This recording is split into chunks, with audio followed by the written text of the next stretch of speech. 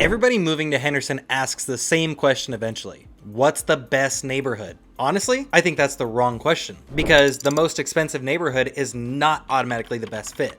That's where people get themselves in trouble out here. Some buyers stretch their budget chasing prestige. Other people focus only on price and ignore lifestyle completely. Both mistakes usually end the same way. Regret a year later. Now here's the interesting part about Henderson. A lot of the areas people obsess over online are not necessarily where I think the smartest buyers should be getting their homes at. So instead of doing another generic pros and cons breakdown, I'm ranking Henderson neighborhoods based on overall lifestyle, value for the money, location, long-term livability, and how people actually feel living there once the excitement of moving wears off. Some of these takes are probably going to surprise a lot of people too, especially where I rank Anthem. We'll get there in a few minutes though.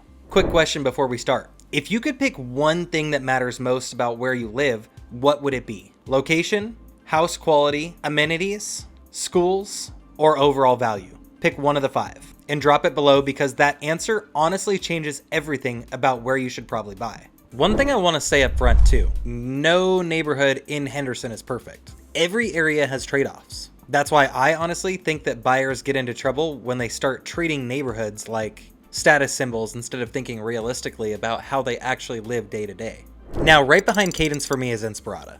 Really good community overall, modern homes, strong amenities, community events constantly, and a lot of newer energy throughout the area. People moving from California suburbs usually feel comfortable here immediately. And honestly, Inspirada probably has the strongest branding of any Henderson master plan community right now. That matters whether people admit it or not. The downside? You definitely pay for that reputation. That doesn't mean it's bad value. I just think buyers should understand part of what they're paying for is the popularity and perception of the neighborhood itself. Some people are perfectly happy paying that premium. Others would rather put that money toward more house, better upgrades, or simply staying financially comfortable. That's where personal priorities really start mattering. Another thing worth understanding with Inspirada, certain parts feel very new. Trees haven't fully matured yet. Some streets still have that newer development feel. Certain buyers love that. Other buyers want neighborhoods that already feel established. That brings me to Green Valley. Completely different experience from Inspirada or Cadence. Green Valley feels mature, and I mean that in a good way. Big trees, established landscaping, less construction everywhere, more traditional neighborhood feels as well. The location is strong too. Restaurants nearby everywhere, the district right down the street, Green Valley Ranch nearby. A lot of people moving from older California suburbs actually prefer this style of neighborhood. Now obviously there's a trade-off there too. Older neighborhoods usually mean older homes. That means older roofs, older HVAC systems, older plumbing, more maintenance eventually. Some buyers romanticize established neighborhoods without fully thinking through the maintenance side of the older homes.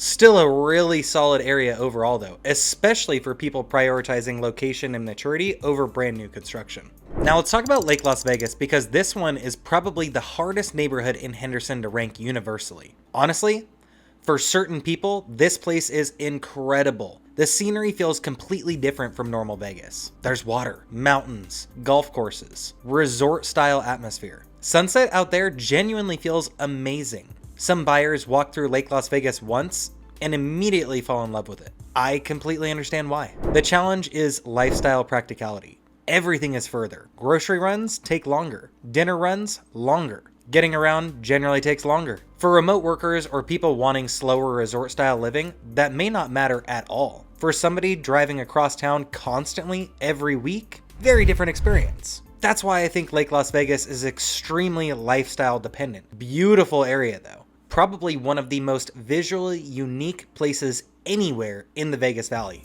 honestly.